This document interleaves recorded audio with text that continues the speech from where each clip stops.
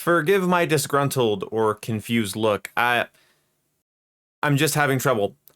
A lot of you are asking for my settings. Are you unaware that there are good players that have their settings posted? Pro players, pub stompers, people that have been making consistent COD content for like 15 years have their settings videos out. Like best settings, pro settings. Here's what Optic Mercules is using, kind of stuff. Like you're asking for mine? Me? Okay. And again, this is just because you guys keep asking me. If it was up to me, I wouldn't waste your time. But here I am. So start with controller settings. Here on the Xbox Series X is the platform I'm playing on. Here's the proof. Bam.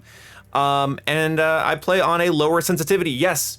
Big controversy time. I lowered my sensitivity. I said I wasn't going to do it. I was a 1.65 throughout all of Black Ops 6 with the equivalent sensitivities for Modern Warfare 3 and Modern Warfare 2. I lowered it in this game. So with the aim assist nerf and the wall jumping being faster, you're in the air for less time, you fall faster.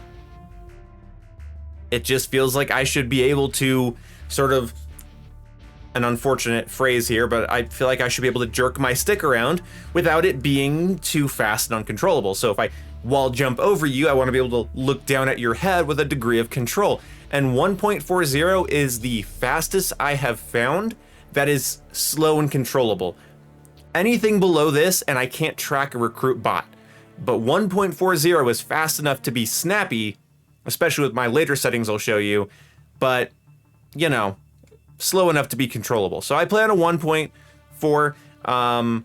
My controller has a good deal to do with this, so we'll talk about my controller that I use in a little bit here. So I have my left stick max at 75, so you don't have to move all the way to the edge to move. So I enter 100% movement speed much quicker than the average person because well, 25% faster than the average person because of this. So, and I'm tempted to lower it a little bit more because there's actually never a case where I don't want to be sprinting. So next time I make a settings video or show my settings on stream, it might be all the way at 50. I'm not sure, but yeah, 75 is working for me. I don't want to ruin my muscle memory right now, so we're leaving it at 75. My right stick max is 100. And this is going to be different than your 100 for something I'll show you in just a second. And then my left trigger and right trigger I have at 10. Too low, and you will have trouble with your pistols. If you make this like 1, you think, okay, I have the most reactive trigger. You might start oversampling a pistol if it's at 0. In my experience, at least with my muscle memory, I play with normal squeezy triggers. I don't use the bumpers. I don't use trigger stops. I like the squeezy feeling of a trigger. It's comfortable for my hands. I have larger hands, and just like kind of being locked in this position. Let me zoom in my camera here.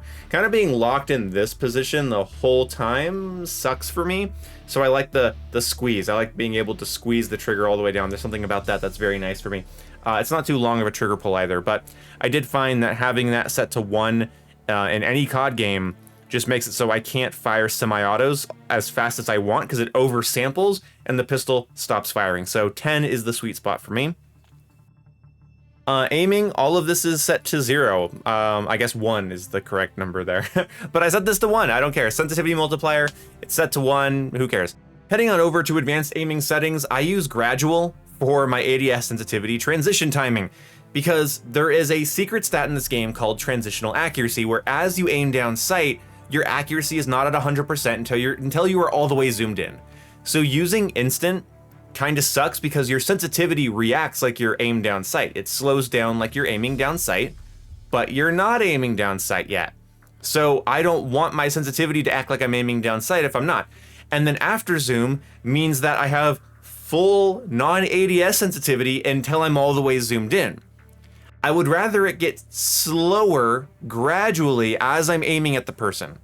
Meaning at any point in a gunfight, there's really never a wrong time for me to ADS, because if they're in close range, good, I still have my faster sensitivity. If they're at long range, I won't probably be shooting until I'm all the way aimed down sight anyway, and then it's good because I'm all the way aimed down sight. I have the full ADS sensitivity. If you were using a really slow aim down sight sensitivity to get laser beam aim, maybe gradual would feel really weird. But I can't imagine immediately going into that slow sensitivity before you're fully aimed down sight and before the game puts all of your bullets in the center of the screen. I can't imagine that's great. But what I do think when it comes to this setting is people make too big of a deal out of it. Whatever setting you put 2 weeks of playtime in is going to become your muscle memory. I used to play with after zoom in previous COD games, and then in Black Ops 6 I did instant for a long time. But now with this game, gradual feels good, everything else feels bad. And maybe that's because of the new aim assist, my new sensitivity, my response curve, or the controller I got for this game, but I'm not sure. I use a dynamic at 1.0. I used to use this at 7, at 0.75, but the reason I don't do that anymore is because I lowered my sensitivity to 1.4. Now when I was playing at like a 1.5, it felt better to lower dynamic to make dynamic a bit more standard. Because when you lower the slope scale, basically it changes the response curve from being an S shape and it kind of flattens it out into more of the standard response curve. So it starts a little bit slower. So basically it's a less snappy dynamic, which felt good. But then when I lowered my sensitivity, it made it feel like I was aiming through mud. So now I have the full snappy dynamic response curve, which is really good for snapping onto targets, but the slower sensitivity, so I'm more consistent and precise. Very good. It's been very good for me so far. I don't use any of these. As you can see, that setting is off. My target aim assist is usually on, but I have it off when I'm doing aim training, so I can practice to not rely on my aim assist and practice actually using my right and left stick with full concentration. And then when I hop online, I turn on target aim assist, and I'm doing a lot better because of that. When it comes to movement, I'm using tactical sprint assist, forwards and backwards and sideways. I have no delays. Like this is what I use, so I don't have to click in my left stick. Meaning, out of a gunfight, me just like pulling back on my stick, my character just starts sprinting backwards. So I don't have to worry about in a gunfight un-ADSing, clicking in my left stick, and then pulling my stick backwards. That felt awkward. It's nice to just pull back on my stick and immediately be sprinting backwards. And then the only thing I have to change about my gameplay is I put an emphasis on sprint to fire speed on my guns, so that if I make my character start sprinting, I can come out of it quicker and start shooting. I have mantle assist off, I have crouch assist off, corner slice off, wall jump assist off. Slide and dive, I use slide only, and the reason I use slide only is that it allows you to slide into prone. But let me just show you why I play with slide only. So slide only is kind of nice. So I just push forward on my stick, and let's say I hold my prone button. I don't dive, I slide onto my back. So this is like really good because I can enter a room and just slide down and, you know, be aiming. I don't have to worry about jumping into a dive, which is going to obviously get you killed in any sort of competitive or fast gunfight. So I use that. I use sprint restore, slide maintain sprint. That way, basically, I can just already keep sprinting. So I don't have to click in my left stick or reactivate my sprint after I do certain actions or after sliding. So that's pretty cool. And for wall jump activation, I use hold so that I can jump and then hold A while I'm in the air. And if I'm holding A in the air, my character will wall jump off of any nearby wall. So that's what I do. It works well for me. It's kind of comforting in a weird way, like to jump kind of over a death pit, holding A, and then if I sort of do some directional input to, you know, hit the wall, I will bounce off because I'm holding A, and that just kind of works well for me. I'm also using tap to slide, so this way I'm moving forward with my left stick, and I'm getting the auto sprint, and then I just tap my B button and I'm sliding. When it comes to my advanced movement settings, I just have grounded mantle on just because it makes getting out of windowsills a bit easier for me, but nothing else really weird there. I have hold on aim down sight. My weapon mount is ADS and melee. I don't even think I'm using that at all.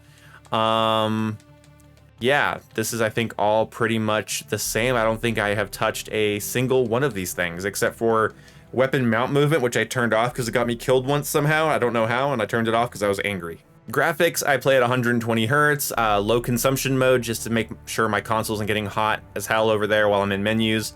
I use 100% on Fidelity CAS. I use depth of field for a weird reason, and lately what I've been doing for better performance is I am doing a auto cache, which is like the largest version of the cache you can get, but I'm making it only download 1 gig per day.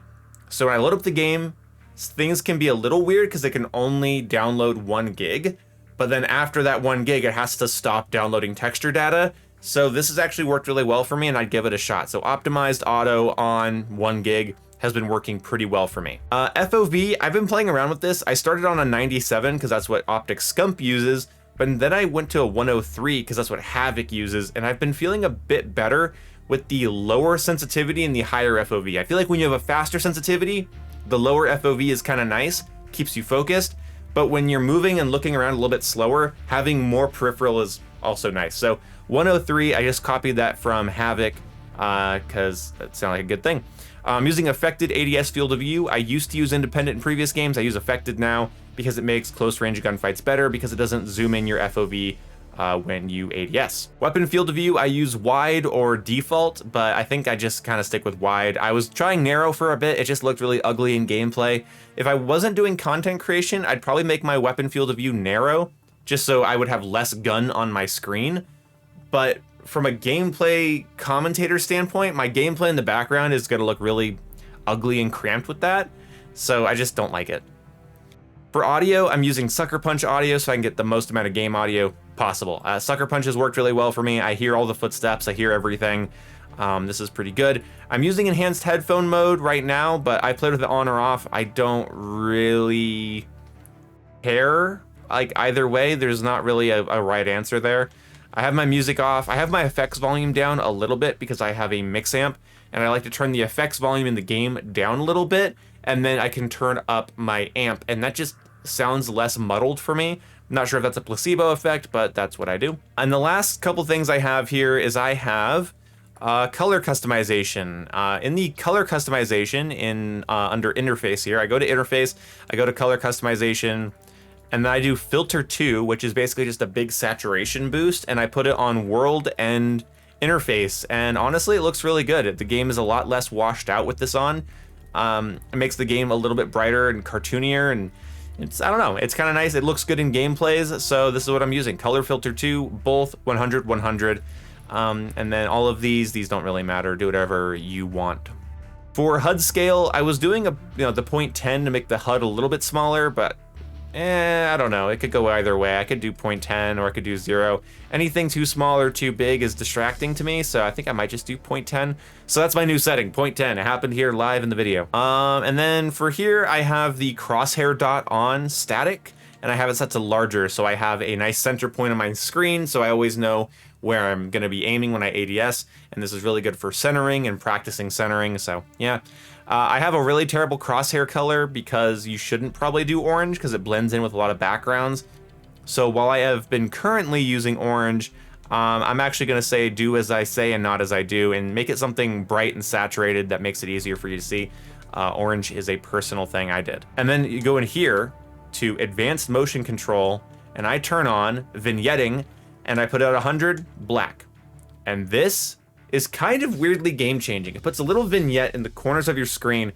You guys might have noticed it in my gameplay, but it makes it so much easier to focus.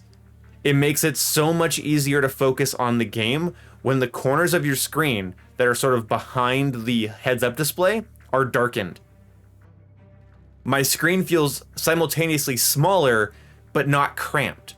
It's not like an FOV change or getting a smaller monitor, but it allows my eyes to focus on just what's within my heads-up display, and I have felt better since doing it. I have felt more accurate since doing it, so I'm leaving this on in any COD game that it's a setting because it is very cool. And then in here, under account and network, I play with console-only crossplay, so that's pretty cool. I can basically just do this, and then wow, all the cheaters disappear from my lobbies. It's crazy.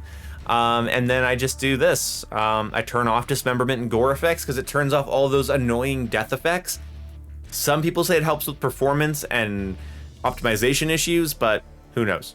Okay, and one thing worth noting is that I'm using a GameSir G7 Pro, and this is a controller with TMR sticks, which are essentially Hall effect sticks, which are essentially zero drift, perfect dead zone analog sticks. These are amazing. If you haven't gotten yourself a GameSir controller and you play on PC or Xbox, you're missing out. And this is why my settings are going to be a little bit different than other people's.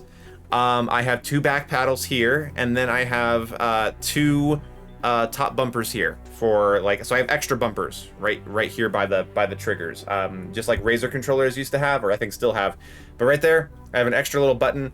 That's my D-pad, and that's my X button. And it doesn't matter what I have that configured to. What really affects my settings is I have a raw right stick, and that's not a dirty joke.